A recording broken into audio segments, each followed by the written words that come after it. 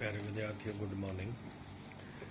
अज असी एक नवा चैप्टर जिहड़ा है choice of form of business organisation उसके संबंध में जानकारी जिहड़ी हैगी आ हासिल करांगे, क्योंकि असी बहुत सारिया बिजनेस ऑर्गेनाइजेशन के संबंध में जानकारी हासिल कर चुके हैं। हुण गल आ कि किहड़े बिजनेस नूं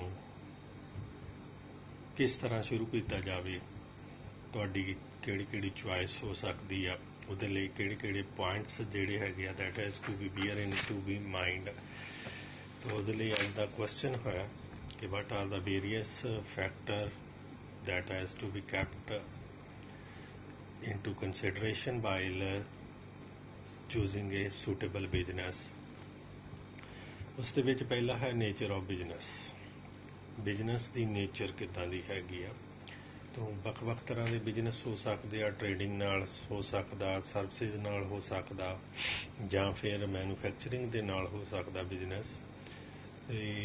बक्रियां एक्टिविटीज़ जिहड़ियां हैगियां वो परफॉर्म जिहड़ियां कीतियां जा सकदियां।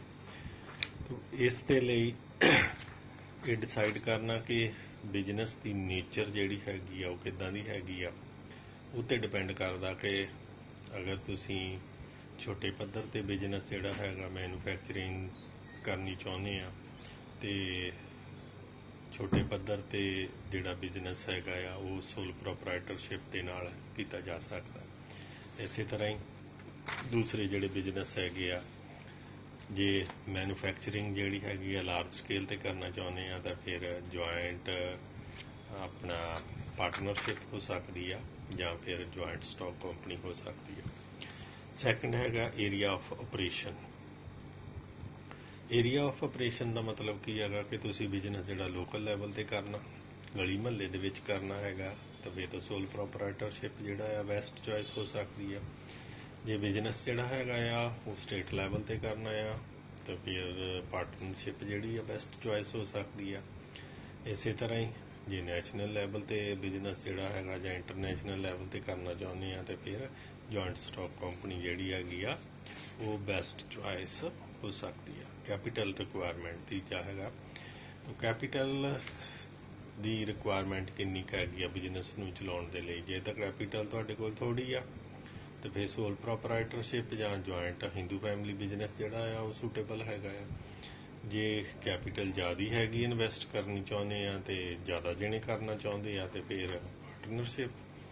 जे पार्टनर जिहड़े आ बहुत ज़्यादा हैगे आ तो फिर जॉइंट स्टॉक कंपनी जिहड़ी हैगी आ बिजनेस वो कीता जा सकता। वॉल्यूम ऑफ बिजनेस जिहड़ा हैगा आ लार्ज स्केल ते जां स्मॉल स्केल ते हो सकदा। ये तो स्मॉल स्केल ते बिजनेस हैगा, देखो एक निरमा वाला सीगा जिहड़ा घरे ही अपने प्रोडक्ट नूं बना के ते साइकिल ते बेचदा सी, सोल प्रोपराइटरशिप सी उसकी।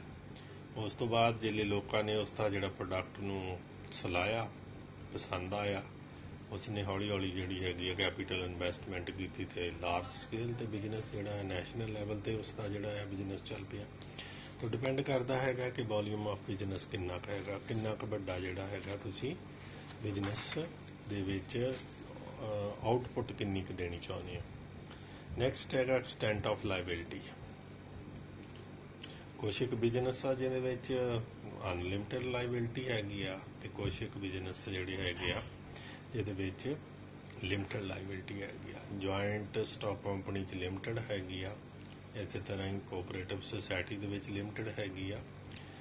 हिंदू अनडिवाइडेड फैमिली दे विच करता दी लिमिटेड अनलिमिटेड आ ते बाकी मैंबरां दी लिमिटेड लाइबिलिटी हैगी आ। तो डिपेंड करदा कि लाइबिलिटी जिहड़ी आ किन्नी क हैगी आ।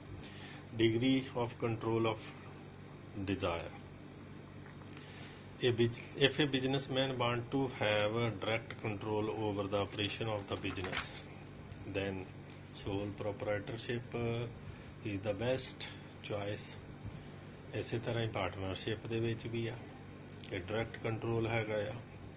जे तुसीं कंट्रोल नहीं करना चाहुंदे बिजनेस नूं, किसी होर दे हत्थां 'च कंट्रोल देना चाहुंदे आ तो फिर जॉइंट स्टॉक कंपनी जिहड़ी है बेस्ट चॉइस हो सकती है। नैक्सट हैगा कंटिन्यूटी ऑफ बिजनेस।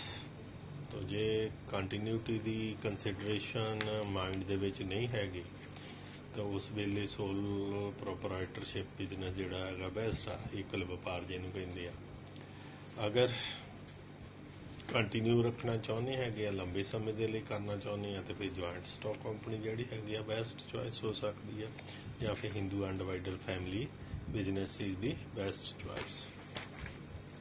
ਨੈਕਸਟ ਹੈਗਾ ਬਿਜ਼ਨਸ ਸੀਕ੍ਰੇਟਸ। ਤੋ ਅਸੀਂ ਦੇਖਿਆ ਹੈਗਾ ਕਿ ਕੁਝ ਬਿਜ਼ਨਸ ਦੇ ਵਿੱਚ ਜਿਹੜੇ ਸੀਕ੍ਰੇਟਸ ਹੈਗੇ ਆ ਉਹ ਬਿਜ਼ਨਸਮੈਨ ਦੇ ਨਾਲ ਹੀ ਰਹਿੰਦੇ ਆ, ਕੁਝ ਬਿਜ਼ਨਸ ਦੇ ਵਿੱਚ ਸੀਕ੍ਰੇਟ ਜਿਹੜੇ ਆ ਅਦਰ ਪਾਰਟਨਰ ਦੇ ਨਾਲ ਸਾਂਝੇ ਕਰਨੇ ਪੈਂਦੇ ਆ। ਤਾਂ ਡਿਪੈਂਡ ਕਰਦਾ ਆ ਕਿ ਸੀਕ੍ਰੇਟ ਜਿਹੜੇ ਹੈਗੇ ਆ ਬਿਜ਼ਨਸ ਦੇ ਉਹ ਤੁਸੀਂ ਸਾਂਝੇ ਕਰਨੇ ਚਾਹੁੰਦੇ ਕਿ ਨਹੀਂ ਕਰਨੇ ਚਾਹੁੰਦੇ। ਜੇ ਕਰਨੇ ਚਾਹੁੰਦੇ ਆ ਤੇ ਫਿਰ ਤੁਹਾਨੂੰ ਜੁਆਇੰਟ ਸਟਾਕ ਕੰਪਨੀ ਜਾਂ ਪਾਰਟਨਰਸ਼ਿਪ ਬਿਜ਼ਨਸ ਜਿਹੜਾ ਹੈਗਾ ਆ ਉਹ ਸੂਟੇਬਲ ਹੋ ਸਕਦਾ। ਜੇ ਸੀਕ੍ਰੇਟ ਜਿਹੜੇ ਸਾਂਝੇ ਕਿਸੇ ਨਾਲ ਨਹੀਂ ਕੀਤੇ ਜਾਂਦੇ, ਉਸ ਦੇ ਵਿੱਚ ਸੋਲ ਪ੍ਰੋਪਰਾਈਟਰਸ਼ਿਪ ਜਾਂ Hindu undivided family business is the most suitable business. Government regulation, ਜੇ ਐਂਟਰਪ੍ਰੀਨਰ ਜਾਂ ਐਂਟਰਪ੍ਰਾਈਸਿਸ ਜਿਹੜੇ ਹੈਗੇ ਆ ਉਹ ਚਾਹੁੰਦੇ ਆ ਕਿ ਘੱਟ ਤੋਂ ਘੱਟ ਗੌਰਮੈਂਟ ਦੀ ਜਿਹੜੀ ਦਖਲਅੰਦਾਜ਼ੀ ਜਿਹੜੀ ਆ ਉਹ ਹੋਵੇ, ਤਾਂ ਫਿਰ ਪਾਰਟਨਰਸ਼ਿਪ ਤੇ ਸੋਲ ਪ੍ਰੋਪਰਾਈਟਰਸ਼ਿਪ ਬਿਜ਼ਨਸ ਜਿਹੜਾ ਆ ਮੋਸਟ ਸੂਟੇਬਲ ਹੈਗਾ। ਬਾਕੀ ਬਿਜ਼ਨਸ ਦੇ ਵਿੱਚ ਗਵਰਨਮੈਂਟ ਦੀਆਂ ਫਾਰਮੈਲਿਟੀਆਂ, ਗਵਰਨਮੈਂਟ ਦੇ ਰੂਲਸ ਐਂਡ ਰੈਗੂਲੇਸ਼ਨ ਜਿਹੜੇ ਫਾਲੋ ਕਰਨੇ ਪੈਂਦੇ ਕੋਆਪਰੇਟਿਵ ਸੁਸਾਇਟੀ ਦੇ ਵਿੱਚ ਵੀ, ਜੁਆਇੰਟ ਸਟਾਕ ਕੰਪਨੀ ਦੇ ਵਿੱਚ ਵੀ। ਤੋ ਇਹ ਤਾਂ ਸੀਗੇ ਕੁਛ ਇੱਕ ਫਾਰਮੈਲਿਟੀਆਂ ਜਿਹੜੀਆਂ ਜਾਂ ਪੁਆਇੰਟਸ ਜਿਹਦੇ ਨਾਲ ਤੁਸੀਂ ਕੋਈ ਵੀ ਬਿਜ਼ਨਸ ਨੂੰ ਸ਼ੁਰੂ ਕਰਨ ਤੋਂ ਪਹਿਲਾਂ ਇਹ ਪੁਆਇੰਟਸ ਨੂੰ ਦੇਖਦੇ ਹੋਏ ਉਸ ਤਰ੍ਹਾਂ ਦਾ ਬਿਜ਼ਨਸ ਜਿਹੜਾ ਹੈਗਾ ਚੂਜ਼ ਕਰ ਸਕਦੇ ਹੈਗੇ। Thank you and have a nice day.